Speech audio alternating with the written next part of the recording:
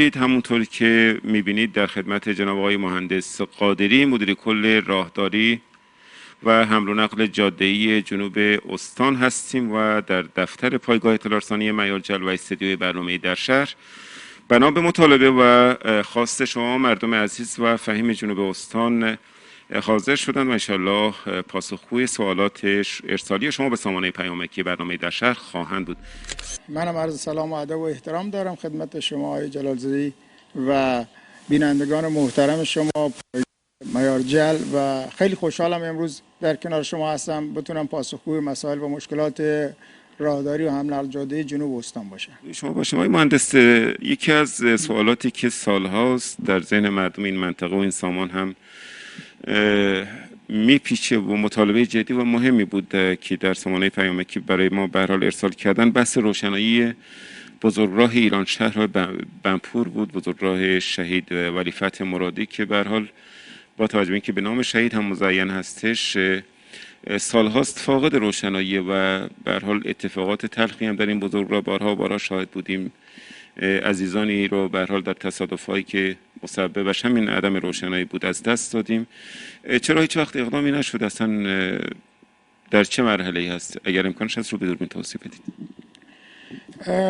ما در حوزه جنوب استان حدود 47 کیلومتر بزرگراه داریم که الان روشنایی دارن و بزرگراه شهید ولی فتح مرادی و بزرگراه محور خواهشمان که دو تا خواسته به حق مردم جنوب استانه که باید حتما روشناییشون برقرار بشه. این دو تا بزرگراه بالغ بر حدود 38 کیلومتر میشن جمعاً و اجرای تقریبا روشنایی برای بزرگراه هر کیلومترش حدود 1,900,000 تا 1 میلیارد هزینه داره و هزینه بالایی رو میطلبه که این بزرگراه باید روشناییشون اجرا بشن و در دستورکار اداره کل جنوب هست. پیگیری‌های متفاوتی شده و بالای این دو تا بزرگراه ما امسال مطالعهش انجام شد و طرح آماده است، ارائه شد به سازمان حمل و نقل جاده‌ای. قرار بر این شد که مقاطع پرتصادف مهم که مردم در اونجا به حساب تردد بیشتری دارن و نقاط مهم ترافیکی هستن، اونها در اولویت حداقل اجرا بشن و بتونیم با اعتبارات اندکی رو که الان از طریق سازمان راهداری میگیریم مقاطع مهمی رو اجرا کنیم. ما فقط این دو تا بزرگراه نیست، بزرگراه ورودی شهر چابهار هم بود. ما امسال با اولویت بار و بندر و ترافیک بزرگراه ورودی شهر چابهار رو تونستیم به طول 3 کیلومتر اجرا کنیم با اعتبار بالغ بر 3 میلیارد و دو تا بزرگراه ایران شهر بنپور و ایران شهر محور خواهشمون هم در دست اجرا و مطالعات انجام شده. انشالله با اعتباراتی که از سازمان راهداری تخصیص پیدا میکنه بتونیم اجرایی کنیم. انشالله در 6 ماه دوم تلاشمون اینه که پیگیری کنیم اعتبار حداقل برای روشنایی این دو تا بزرگراه تخصیص پیدا کنه و مناقصه اجرایی شه.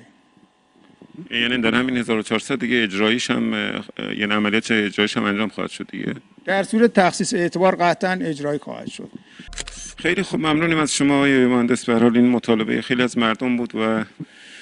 اگر بشه واقعا یک اقدام اساسی خواهد بود. آقای مهندس بفرمایید که پل فیروزآباد غربی در حوزه بخش کلاتان شهرستان بنپور که از مواردی است که نیاز به توجه داره و مردم این منطقه سالهاست که پیگیر روند اجرایی این پروژه هم هستند. بفرمایید که اگر اجرا میشه در چه مرحله و رشد فیزیکی است و اگر هم نه علت این توقف و به هر حال استاپ موندن این پروژه چیه؟ خدمت شما عرض شود ما پروژه های پل های زیادی رو در محورهای فرعی و روستاییمون در حوزه جنوب داریم که اگر اشاره کنم پل های بزرگ هم هست، پل های کوچک و متوسطی هم هست. ما امسال حدود 3 تا از اون پل های بزرگ را که واقعا توی ترددها مشکل داشتیم تو محورهای فرعی به سرانجام رسوندیم. یعنی الان پل خیرآباد آماده افتتاح و پل ملوران محور بنتمون رو افتتاح کردیم، پل ورودی نیکشهر افتتاح شد و پل‌های بزرگ دیگه هم در دست کار داریم، حدود 9 دستگاه پل بزرگ دیگه و از جمله پل‌های کرهمت و بنرود در حوزه فنوج هست و علیرغم تمام تلاش ما تو حوزه جنوب که مشکلات مردم در رفت آمد محورهای فرعی و روستایی برطرف بشه، به دلیل واقعا نبود ابنیه فنی و پل در این محورها هزینه هنگفتی رو میطلبه و قطعا همه اینا در یک سال اجرایی نخواهند شد و ما با پیگیری‌هایی که داشتیم، اعتبارات استانی هم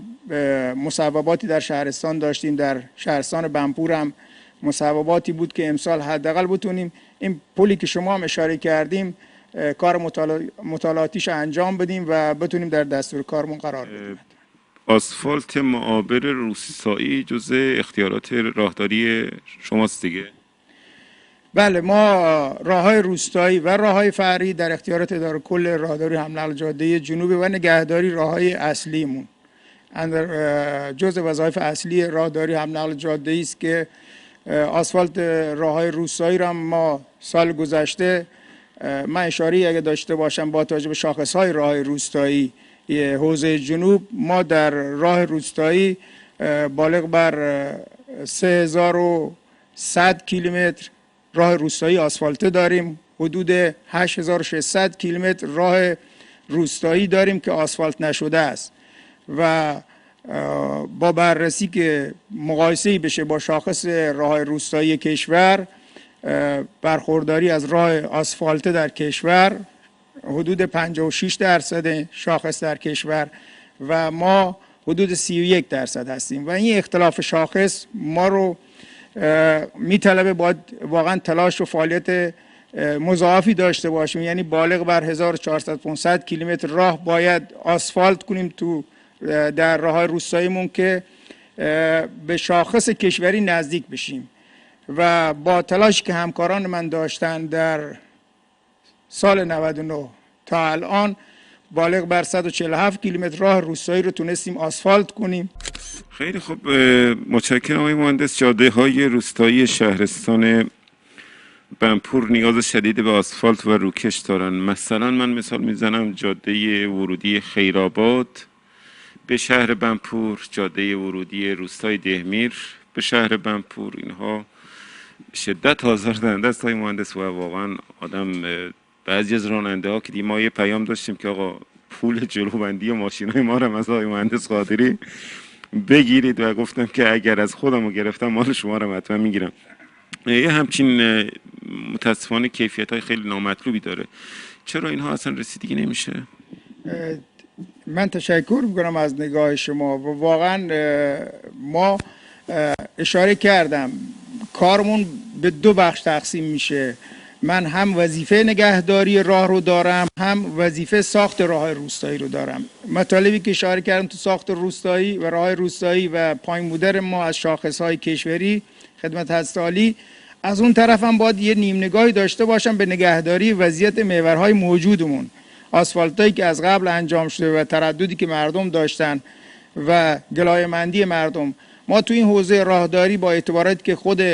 راهداری از اعتبارات سازمان راهداری میگیریم و محورهای هم اصلی هم فرعی رو داریم نگهداری میکنیم و اصلا قابل ذکر 6% از هزینه ساخت یک راه باید صرف نگهداری اون جاده بشه و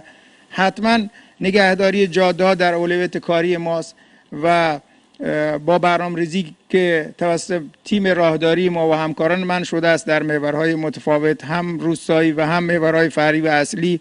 برنامه منظمی هست و نگهداری صورت میگیره و اعتبارات نگهداری راه روستایی بازم اشاره کنم میزانش به مقدار نیست که تمام محورها رو پوشش بده، ولی با همون توانی که ما داریم و اعتباراتی که در دسترس هست با توجه به نرخ گرانی و رشد قیمت غیر و آسفالت، همکاران هم تلاش مضاعف رو دارن و سعی میکنن واقعا پاسخگوی مردم عزیز و علل خصوص راننده‌های محترم ناوگانی که از این جاده ها استفاده میکنن یک بستر خوبی رو در اختیار این عزیزان قرار دهند. انشاءالله. در بحث ساماندهی حمل و نقل شهری و واگذاری تاکسی و خودروهای عمومی در مسیرهای ایرانشهر و بنپور 3 تا پیامک داشتیم. ما ورود کنیم به بحث حمل و نقل، خیلی بحث شیرینی است و بالاخره راهداری جنوب حمل و نقل جنوب هم به عهده داره. حمل و نقل شامل شرکت‌های مسافربری و شرکت‌های باری ما میشن و ما حدود 38 شرکت مسافری و 62 تا شرکت باری در بندر رو داریم مستقرن در حوزه جنوب و حمل بار رو به عهده دارن با 2 انجمن باری و مسافری فعال. و مطلبی که اشاره کردین حوزه مسافری، ما بله شرکت‌های مسافربری مینوسرانی و هم شرکت‌های سواری رو که داریم در اختیار ماست و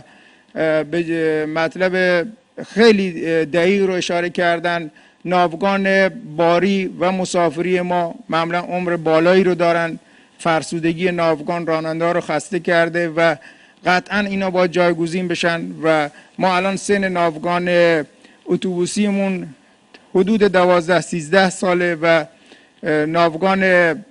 سواریمون هم بالغ بر 8-9 ساله و این سن بالا میطلبه برنامه‌ریزی داشته باشیم برای نوسازی ناوگان که در دستورکار سازمان راهداری است و پیگیری ها انجام شده و قطعا به محض حصول نتیجه از این عزیزان به دلیل اینکه ثبت مشخصات ناوگانشون و کارت هوشمندشون در سامانه هست، به محض اینکه برنامه‌ریزی در سازمان امسال انجام شد به راننده‌های عزیز پیامک زده خواهد شد و از طریق پیامک اطلاع رسانی خواهند شد و